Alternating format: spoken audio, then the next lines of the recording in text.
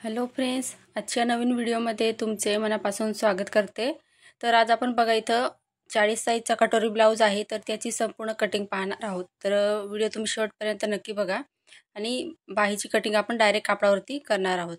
तर इथं बघा पेपर घेतलेला आहे आणि पेपरची बंद बाजू माझ्या साईडने ठेवली मी। आता इथे बघा ब्लाऊजची उंची त्यांची 14 इंच होती, तर मी प्लस त्याच्यात 1 इंच ॲड करून 15 इंच इथं ब्लाऊजची उंची घेतलेली आहे। आता शोल्डरचं माप इथं 5.5 इंच घेतलंय मी। या पद्धतीने बघा आणि ते सुद्धा व्यवस्थित चेक करून घ्यायचं आणि या पद्धतीने लाईन ओढायची आहे। आता जिथं शोल्डरचं माप टाकलंय आपण तिथून खाली 6 इंचावरती मार्किंग करायची आहे। तर मुंड्याचं माप इथं 6 इंच घ्यायचं आहे। ते सुद्धा व्यवस्थित चेक करून आपल्याला शोल्डर आणि मुंडा आहे तो जोडून घ्यायचा आहे या पद्धतीने। आता इथे बघा छातीचा चौथा भाग घ्यायचा आहे आपल्याला। तर छातीचा चौथा भाग इथं 10 इंच, तर बघू शकता इथं 10 इंचवरती मार्किंग करायची। त्याच्यानंतर पुढे इथं मी 1.5 इंच मार्जिन घेते, तर तुम्ही इथं 2 इंच घेऊ शकता। तुम्हाला जर मार्जिन जास्त हवी असेल तर इथं मी 1.5 इंच घेतलेलं आहे आणि या पद्धतीने बघा लाईन ओढायची आहे आपल्याला। आता इथं बघा जे आपण छातीचा चौथा भाग आणि 1.5 इंच मार्जिन घेतलंय, तर ते इथं 11.5 इंच आलेलं आहे। तर खाली सुद्धा मी कमरेच्या साईडला 11.5 वरती मार्किंग केलंय आणि या पद्धतीने बॉक्स तयार करून घ्यायचा बघा। आता इथं अंदाजे आपल्याला मुंड्याचं माप नाही टाकायचं आहे, तर जेवढा मुंडा असेल त्याचं निम्मे करायचं आणि जिथपर्यंत आपण बघा इथं छातीचा चौथा भाग घेतलेला आहे तिथपर्यंत आपल्याला आकार द्यायचा आहे। तर मुंड्याचे आकार काढण्यासाठी पाठीमागचा मुंडा 1.5 इंचावरती घ्यायचा आणि पुढचा मुंडा आहे तो 1 इंचावरती घ्यायचा आहे आणि सिंपल असा बघा मुंड्याचा आकार व्यवस्थित काढायचे, कारण मुंडा जर आपला चुकला तर ब्लाऊज जो आहे तो आपला बिघडतो, म्हणजे काखे चुने येतात। तर तसं होऊ नये यासाठी काळजीपूर्वक आपल्याला इथं मुंड्याचे आकार काढायचे आहे। आता इथे सर्वात पहिले आपण पाठीमागचा पार्ट आहे तो इथं कटिंग करून घेऊया। तर आपला पुढचा आणि पाठीमागचा पार्ट इथं आपण सोबत कट करतोय। तर त्यासाठी बघा आता इथं आपण शोल्डर 5.5 इंच घेतलं, 6 इंच मुंडा आणि 10 इंच घडी होती छातीची आणि 1.5 इंच मार्जिन। तर टोटल आपलं इथं 11.5 इंच छातीची घडी आपण इथं घेतलेली आहे। तुमच्या लक्षात राहावं यासाठी मी इथं लिहून ठेवते। तर हे बघा या पद्धतीने। आता आपल्याला बघा बंद बाजूकडून इथं गळारुंदी टाकायची आहे 2.5 इंच। तर पहा इथं गळारुंदी 2.5 इंच टाकायची। आता इथं गळा जो आहे पुढचा तर तुम्ही इथं आवडीनुसार घेऊ शकता। तर इथं मी 6.5 इंच घेतलेला आहे आणि खाली सुद्धा आपल्याला गळारुंदी तेवढी टाकायची आहे 2.5 इंच आणि पुढच्या गळ्यासाठी आपल्याला बॉक्स तयार करायचा आहे या पद्धतीने। त्याच्यानंतर बघा खालून आपल्याला 1 इंचावरती मार्किंग करायचं आहे गळ्याच्या तिथं बॉक्स आपण तयार केलंय तिथं आणि सिंपल असा इथं गोलगडा काढून घेऊया आपण। आता हे झालं इथं आपलं पुढच्या गळ्याची मार्किंग झाली। आता क्रॉसपट्टी काढायची आहे, तर त्यासाठी बघा गळ्याकडून आपल्याला 2.5 इंचावरती मार्किंग करायची आहे। त्याच्यानंतर मुंड्याकडून बघा फिटिंगच्या साईडने 2 इंच घ्यायचं। तर पेपर पॅटर्न तयार करताना 2.5 आणि 2ची गळारुंदी इथं क्रॉसपट्टी घ्यायची आहे। त्याच्यानंतर बघा या पद्धतीने लाईन आखून घ्यायची आणि सिंपल असा आपल्याला कटोरीचा शेप द्यायचा आहे। आता इथपर्यंत तुम्हाला समजलं असेल। त्याच्यानंतर कटोरीचं माप कसं टाकायचं, तर बघा इथं 5 इंचावरती मार्किंग करायचं आहे। तर लहान साईज असेल तर 4.5 घ्यायचं आणि 36 पासून पुढे इथं 5 इंच घ्यायचं आहे। तर पहा या पद्धतीने जिथं आपण 5 इंचाची मार्किंग केली तिथं एक लाईन आखून घेतली आणि गळ्याच्या तिथं बघा 1 इंचावरती आपण मार्किंग केली होती, तर तिथे सुद्धा मी या पद्धतीने एक तिरकस अशी लाईन आखून घेतली आणि सिंपल असा इथं आपल्याला कटोरीचा शेप द्यायचा आहे। तर बघा किती छान आलेला आहे। तर बघा या पद्धतीने आपण इथं व्यवस्थितपणे मार्किंग करून घेतलं। आता इथं बघा पाठीमागचा पार्ट आणि पुढचा पार्ट आपण सेपरेट करून घेतला। तर पुढच्या भागाची कटिंग करताना मुंड्या सर्वात पहिले कट करायचा, त्याच्यानंतर गळा, क्रॉसपट्टी जसं आपण मार्किंग केलेलं आहे सेम त्याच पद्धतीने आपल्याला कटिंग करायची आहे। आता बघा कटोरी कशी वाढवायची, तर गळारुंदी आपण 2.5 इंच घेतली होती, तर तेवढी गळारुंदी आपल्याला कटोरीसाठी सुद्धा घ्यायची आहे। तर इथं बघा 2.5 इंच घेतली मी गळारुंदी आणि त्या टोकापासून खालच्या साईडला म्हणजे उभी मार्किंग तिथं 1.5 इंच घ्यायची आणि आडवं आपण इथं गळारुंदी घेतलेली आहे आणि या पद्धतीने सिंपल असा आपल्याला कटोरीचा शेप द्यायचा आहे, म्हणजे पुढचा जो गळा असतो आपला त्या तसा इथं शेप द्यायचा आहे। आता आता जिथं बघा 1.5 इंच घेतलं होतं तिथून खाली मी 5 इंचावरती मार्किंग केलेलं आहे. आता साईज मोठी आहे त्यासाठी बघा कटोरी जी आहे ती मी इथं 8.5 आणि 9.5ची घेणार आहे. तर साईजनुसार मी कटोरी आहे ती लहान मोठी इथं घेते. तर तसं नाही की ही साईजची कटोरी आता 8.5 आणि 9.5ची आपण जी कटोरी घेतोय हीच कटोरी तुम्ही 38 साईजसाठी सुद्धा यूज करू शकता. म्हणजे छाती लहान मोठी असेल त्याच पद्धतीने इथं घ्यायची आहे. आता बघा 8.5 इंच आपण इथं मार्किंग केलेलं आहे. तर तिथून एक बघा सेंटर काढलं मी. आता वरून टेप ठेवायचा आहे म्हणजे उभी कटोरी मोजायची आपल्याला. तर 8.5 घेतलं आडवं तर त्याच्यात 1 इंच एड करायचं आहे म्हणजे 9.5 घ्यायचं आहे आपल्याला उभ्या कटोरीमध्ये. आता तिघं पॉईंट आपल्याला या पद्धतीने जोडून घ्यायचे आहे. तर बघा या पद्धतीने जसं मी दाखवते आहे सेम त्याच पद्धतीने. तर हे कस्टमरचं ब्लाऊज आहे तर त्यांचे 2 ब्लाऊज आहेत. तर इथं मी पेपर पॅटर्न तयार करून घेते. आता इथं बघा सिंपल असा आपल्याला कटोरीचा शेप द्यायचा आहे. तर बघू शकता इथं खूप सोपी पद्धत आहे कटोरी काढायची. तर या पद्धतीने आखून घ्यायचं. त्याच्यानंतर आता आपण बघा साईड पार्ट जो कटिंग केला होता तर तो ठेवायचा आहे. तर बघू शकता या पद्धतीने ठेवायचा.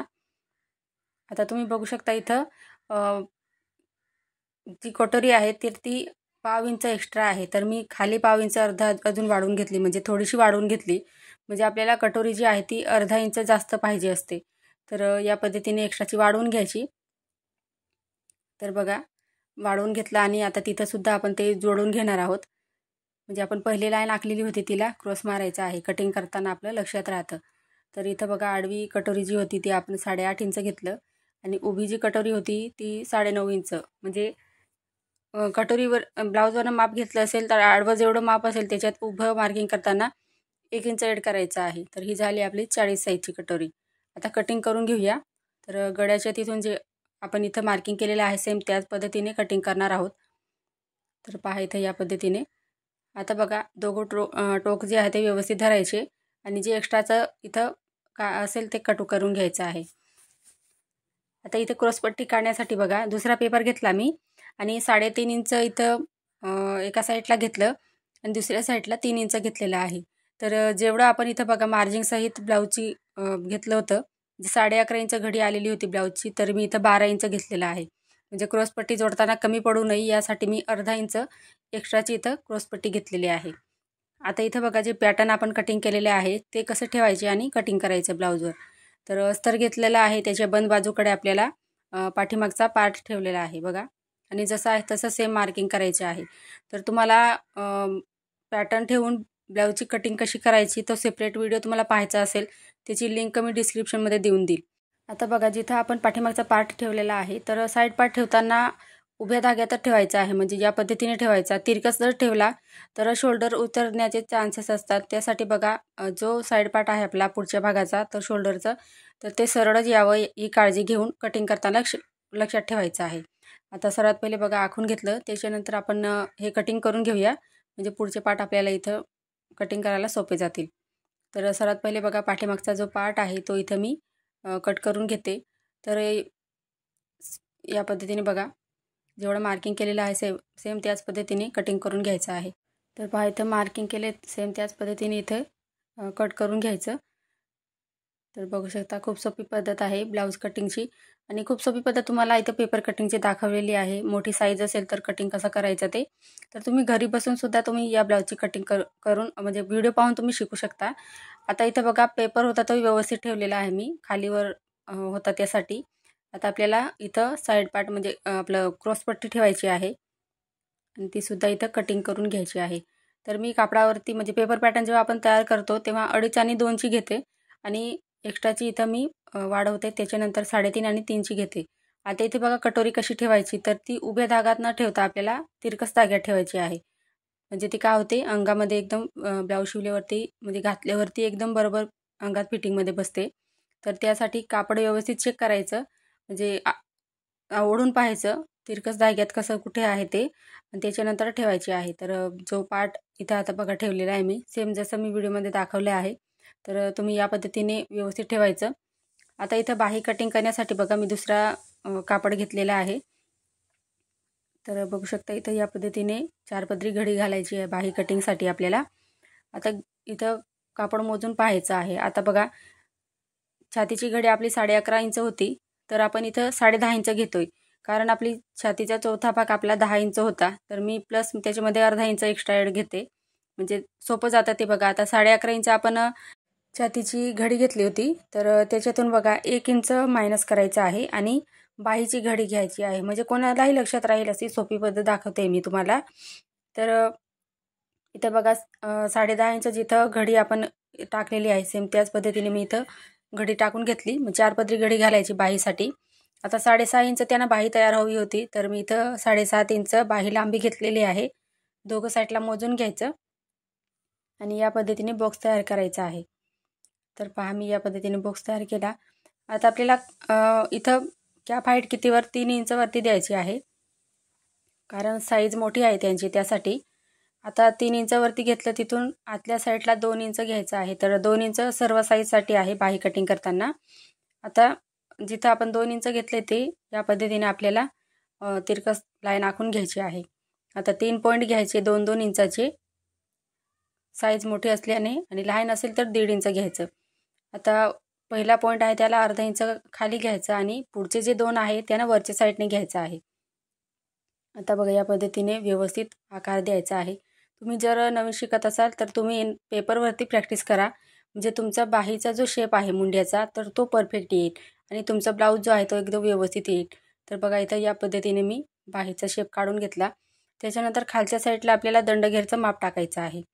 तर पहा इथं मी दंडघेरचं माप इथं टाकलेलं आहे। तुम्ही जर ब्लाऊजवरनं माप म्हणजे अंगाचं माप घेतलं असेल तर जेवढं दंड आलं असेल त्याचं निम्मे करायचं आणि त्याच्यानंतर इथं त्याच्या 1.5 इंच मार्जिन ॲड करायची आहे। तर इथं बघा मी 6 इंच होतं, पण अर्धा इंच वाढवून घेतलं, कारण त्यांची साईज जी आहे ती मोठी आहे, त्यासाठी मी 6.5 इंच दंडघेर मोजला त्यांचा। तर तुमचा जेवढा असेल तेवढा तुम्ही इथं दंडघेर घ्यायचा आहे। आता इथं बघा कटिंग करताना जो आपला पाठीमागचा जो मुंडा आहे तर तो सर्वात पहिले कटिंग करायचा आहे। व्यवस्थित खालचा कापडसुद्धा व्यवस्थित पकडायचा आणि या पद्धतीने कटिंग करून घ्यायचं आहे। आता इथं बघा पुढचा जो मुंड्याचा आकार कटिंग करताना बाहीला ओपन करायचं आणि पुढचा जो मुंड्याचा आकार आहे तो इथे कटिंग करून घ्यायचा आहे। तर बघा इथपर्यंत तुम्हाला समजलं असेल। तर आता बघा ब्लाऊज पीस आहे, तर ब्लाऊज पीसवरून वरती ठेवायचं आहे आपल्याला। जर ते काठ दिलेले दिसत आहे बघा, त्या साईडला मी बाही ठेवलेली आहे आणि ते सुद्धा कापड व्यवस्थित, म्हणजे कापड जो आहे तो ब्लाऊज पीसचा सरळ बाजू व्यवस्थित चेक करायची, त्याच्यानंतर ब्लाऊजची कटिंग करायची आहे।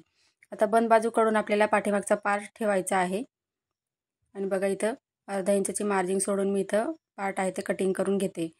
तर कापड जो आहे तो खूपच छोटा होता आणि साईज मोठी होती, तर त्यासाठी जिथे ॲडजस्ट होत असेल त्या पद्धतीने इथं कापड व्यवस्थित ठेवायचं आहे आणि कटिंग करून घ्यायचं आहे। तर फ्रेंड्स, तुम्हाला आजचा व्हिडिओ कसा वाटला कमेंटमध्ये मला नक्की सांगा। चॅनलवर नवीन असाल तर चॅनलला सबस्क्राईब करायला विसरू नका, जेणेकरून नवीन व्हिडिओ सर्वात पहिले तुमच्याजवळ पोहोचेल। पुढचा व्हिडिओ तुम्हाला कोणत्या टॉपिकवर पाहायचा आहे ते सुद्धा मला नक्की कळवा। आजचा व्हिडिओ पूर्ण पाहिल्याबद्दल तुमचे खूप खूप धन्यवाद।